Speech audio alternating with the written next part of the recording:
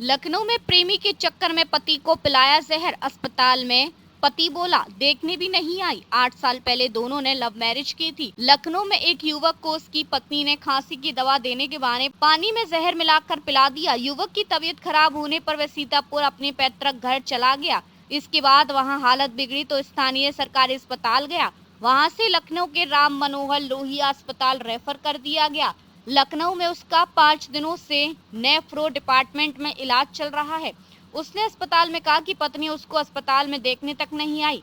उस दिन पानी में मिला जहर पीने के बाद जब मेरी तबीयत बिगड़ रही थी तो उसने कमरे से निकलकर बाहर से दरवाजा बंद कर दिया था। पीड़ित पति दिलेराम सीतापुर के रामपुर मथुरा का रहने वाला है। उसने 8 साल पहले रामनगर बाराबंकी निवासी सुषमा से लव मैरिज की थी।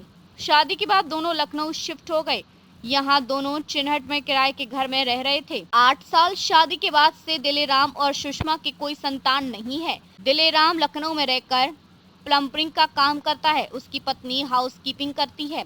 दिलेराम ने बताया कि पत्नी सुषमा ने खुशी नाम की महिला के घर में काम शुरू किया। वहीं पर उसकी मुलाकात बाराबंकी के हैदरगढ़ के पंकज नाम के युवक से हुई। वह ई रिक्शा चलाता है। दोनों के बीच पिछले 1 साल से पंकज से अफेयर चल रहा है। मैंने कई बार टोका तो पत्नी विवाद हर बार मुझसे करती थी। उसकी शय पाकर पंकज ने मुझसे एक बार मारपीट भी की। दिलेराम ने कहा वह दिन भर पंकज के साथ घूमती और उसके कमरे पर रुकती भी है। कई बार मना किया लेकिन नहीं मानी। पिछले रक्षाबंधन पर मैंने दोनों को आपत्तिजनक स्थिति में पकड़ लिया तो पत्नी सुषमा ने अंतिम गलती कहकर माफी मांग ली। इसके बावजूद दोनों के बीच संबंध जारी रहा। काम से आने के बाद अगर मैं कहीं घूमने चलने को कह दूं तो मना कर देती थी, जबकि पंकज के साथ घूमने जाती थी।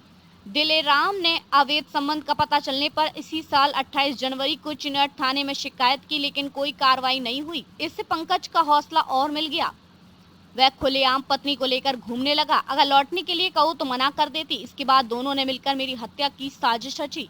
दिलेराम का कहना है कि 18 जून को वह घर लौटा तो पत्नी से खाने के बारे में पूछा। उसने खाना नहीं बनाया तो दोनों के बीच विवाद हुआ। इस दौरान मैंने सुषमा को थप्पड़ मार दिया। कुछ देर बाद सुषमा पानी लेकर आई। अचानक बदलाव देखकर वजह पूछी तो बोली आपको खांसी आ रही थी इसलिए दवा पी लीजिए। मुझे संदेह हुआ कि खांसी के लिए सिरप होता है लेकिन भरोसा करके मैंने वह पानी पी लिया। पानी पीते ही मुझे कड़वापन लगा।